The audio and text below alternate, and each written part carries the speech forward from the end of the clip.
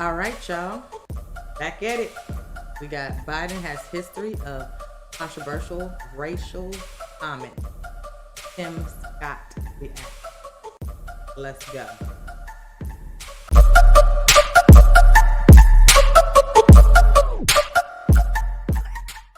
What is good, y'all? This girl Queen Berry coming to y'all with yet another reaction. Y'all suggest I check this out, so that's what I'm going to do for y'all today. This says Biden has history of controversial racial comments.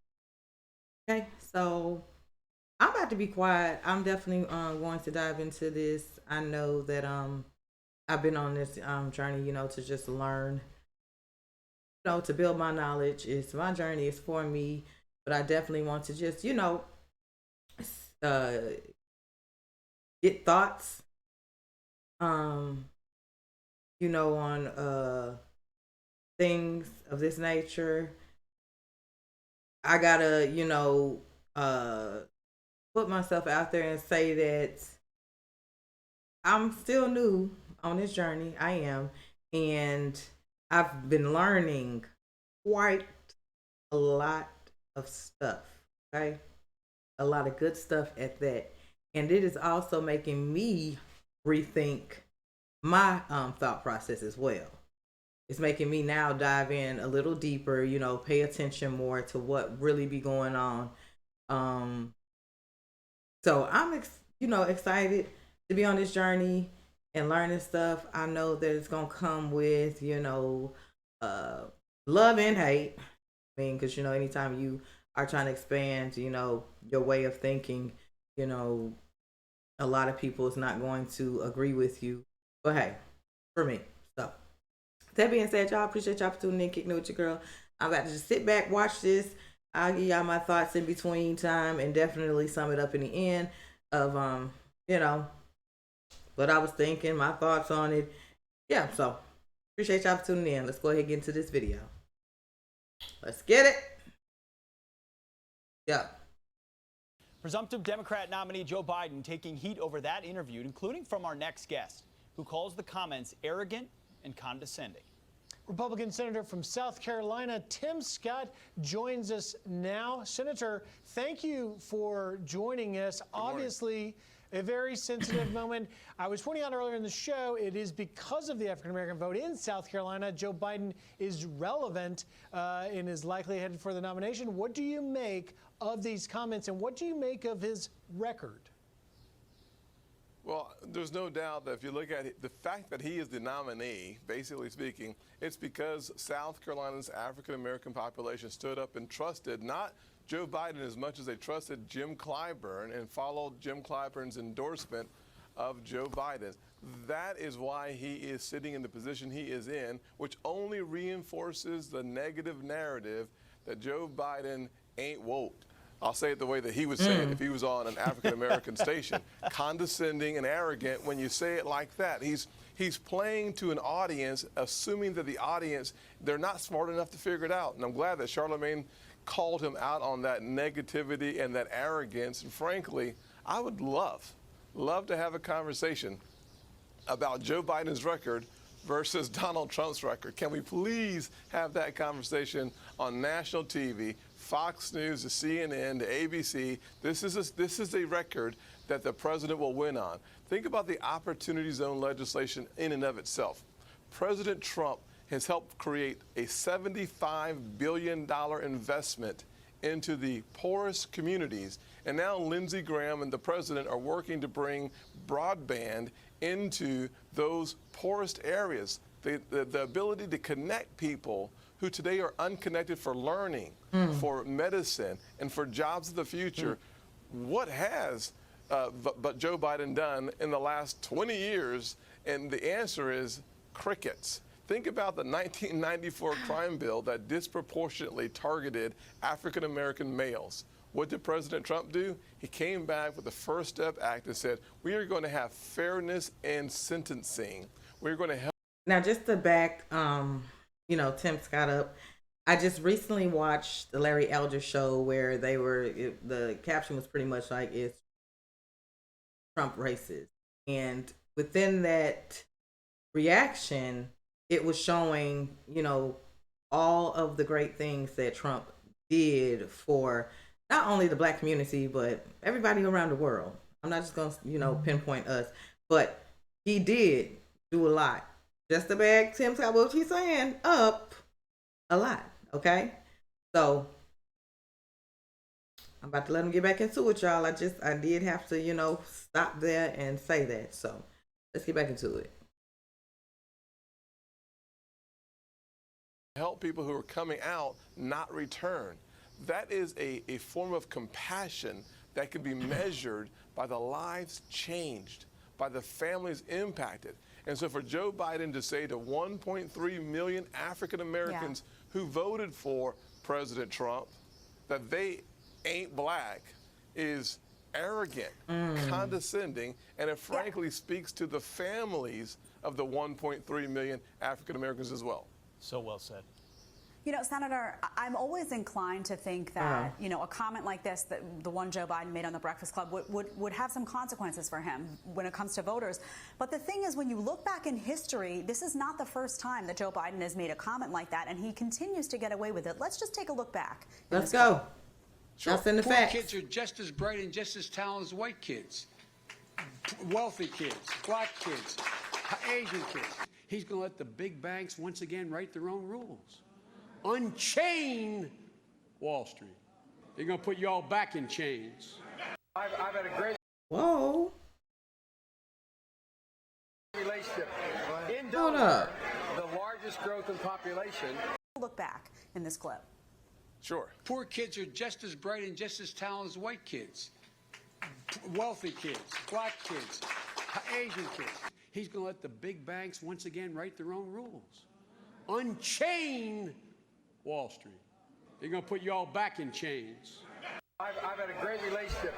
In Delaware, the largest growth in population is Indian Americans moving from India. You cannot go to a 7-Eleven or a Dunkin' Donuts unless you have a slight Indian accent. I'm not joking. Oh my gosh, really? So this is a pattern of behavior. Will it matter to voters? And it's actually, showing. And that's what I be looking for when I'm on this journey. I'm really looking for, the facts. Like actually show the individual saying what they're saying. And y'all see me running back. I ran it back because I couldn't believe, you know what I'm saying? I'm like, and see, and this is my fault as well. I'm going to say this because before I even got on this journey, I'm going to just say, I was lost or whatever. I'm gonna say it's my fault because I should have been tuning more in, just going up there and just like, okay, I'm finna vote just because, this person saying, hey, vote for this person, you listening to people out there like, hey, vote for, when really we should be really like following along from the time they get to running it out. Like you have to literally dive deep into finding out who is who, you know what I'm saying, or who they really are. So that way when it is time to vote, because you have all the knowledge and the information and you've been following along, you've been able to see, these speeches and all this, when it's time to vote, now you really know who to vote for versus just going off, some of your people or friends in the community like vote for this person, vote for that person. I was lost, but now that I'm able to expand my knowledge a little bit more, and all of y'all for helping me out in the comment section, really just understand this. It's new. I'm gonna say new wave for me. New wave, a new wave for me. You know what I'm saying? But this really enlightens me. It really enlightens me, and it's really just making me think. So when it's time for me to vote again, I'm not just gonna go in and vote just because she said or he said. You should do this. No, I'm going off my pure heart. I'm going off because I followed along. I'm going off because I watched all the, campaign speeches and everything. So I know exactly what to look for when I'm voting. And now I have an understanding of how everything works. Let's get back into it, y'all. So, see, these people on here, they got receipts. That's what I'm talking about. They got receipts. They showing y'all. Let's go. Unless you have a slight Indian accent. I'm not joking. That wasn't nice at all. So this is a pattern of behavior. Will it matter to voters this time around? I think it will, mostly because folks like Charlemagne and other folks in the celebrity community and the African American community are coming out saying, wait a second, let's actually take a look at the record and see what he's produced. The crack cocaine disparity is something he produced. Most African Americans find that to be deplorable. I've already mentioned the crime bill. Kamala Harris, when she was debating him on the stage, talked about his opposition to integration. There are so many clear points, landmarks in his career, that if we have a chance to debate the issues, a chance to debate his performance, what we will say is, President Trump, wait, let me get this right. President Trump has provided the highest level of funding for historically black colleges and universities in the history of the country.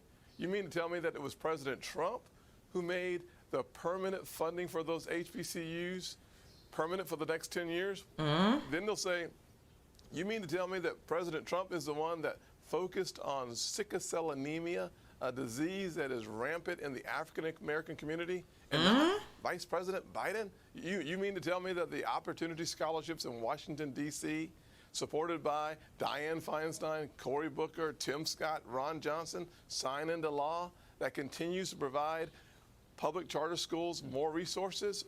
Wait a second. I thought that would be, no, it's not Biden. It's Donald J. Trump, who I have already predicted would not receive 8% of the African American vote, but a 50% increase, at least 12%. And the reason why is that the more we focus on his record, it becomes more and more undeniable that if you were looking for proof in the pudding and not rhetoric that is condescending, you go with President Trump and not with Vice President Joe, John, Bo Biden. I mean, you just don't do it. You go with the guy who's producing results. And frankly, I am just amazed that the last decade, Democrats have had an entitlement mentality that they are entitled to the black vote. And President Trump said, and he said it well, there's nothing to lose by giving the Republican Party a second look. It's like cornflakes. Taste them again for the first time. President Trump, our president. Senator, you lay out a devastating case. Well said. Joe Biden went on to talk a little bit more about President Trump. Here's a portion of it. 2016 is totally different. What you had then is you had somebody who didn't know it all. They wanted to just change the system the way it was. He was the biggest change. Right now, we're in a situation where it's like, that Carney show goes through town once and you find out there's no pea under any one of those 3 shells that get pushed around. Next time it comes back, what do? Next time it comes back, you ain't playing. You got to figure it out. Senator, people wanted a change in 2016 from the Obama-Biden administration. Yes, and they got it. And here's the thing. No one can blame anyone for a global pandemic. So the question is, what type of leadership did President Trump provide for the communities at risk, comparatively speaking, to the previous administration or any administration? What President Trump provided was simply the lowest unemployment rate in the history of this country for African Americans. Yep. For Hispanics. 50-year low. Now I did my research on that. Okay. Larry Elder Show. Let's go. Reacted to it not too long ago, so I'm able to bag these facts up, baby. Boop, boop. Get it. Was simply the lowest unemployment rate in the history of this country for African Americans. For Hispanics. 50-year low for our nation. 70-year low for women. But more important than just the unemployment rate, we had an increase in the labor force participation within the African American community. Out of the 7 million jobs that President Trump created during his administration, 2/3 went to black folks, brown folks, and women. I am looking forward to the conversation about what has he done for me lately, or Wendy's, where's the beef? Let's just get ready to rumble, because this is something we can absolutely, positively, unequivocally win. This should be an easy one. And if we have a debate on the issues, bless his heart.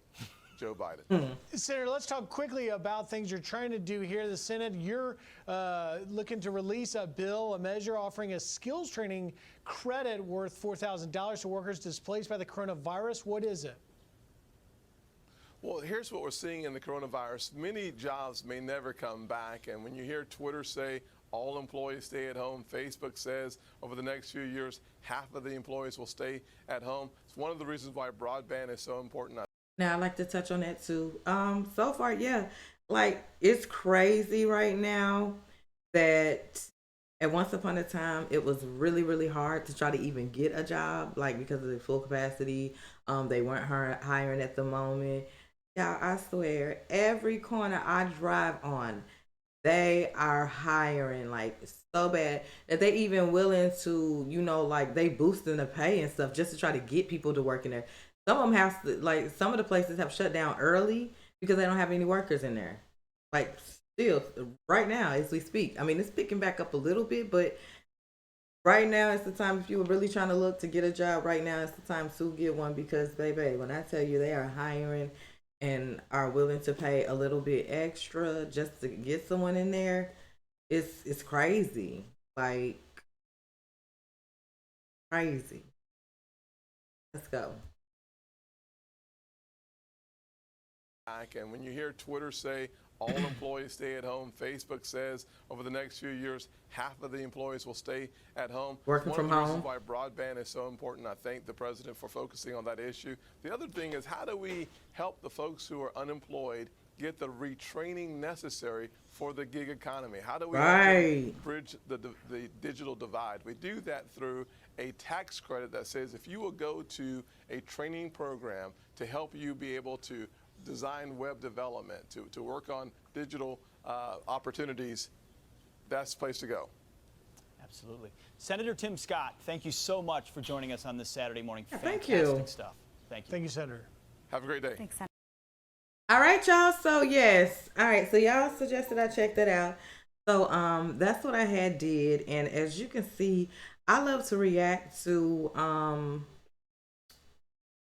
things that actually have like receipts, have facts behind it, where you're able to actually see the person saying these things.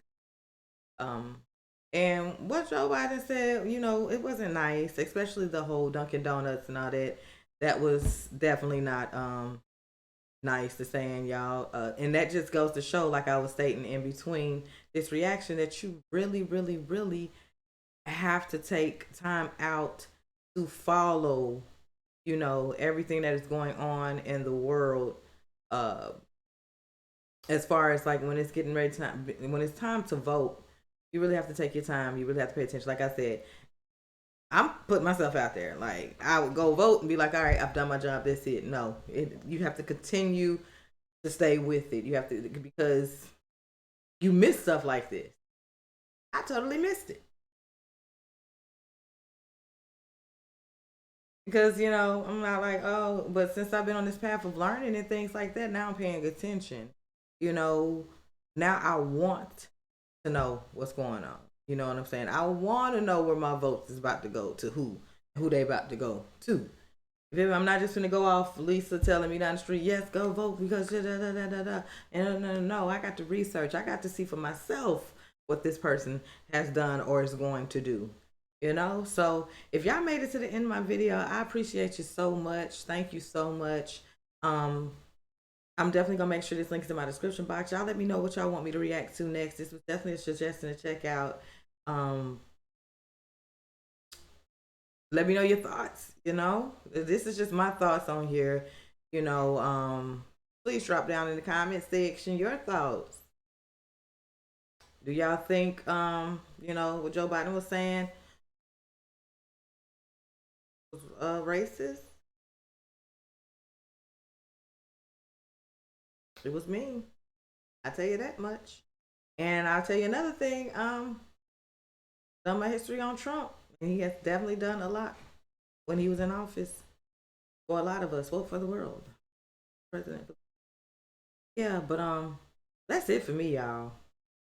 Go ahead. And I just ask that, if you are gonna drop, whether they negative or positive, just be respectful when you drop it in the comment section.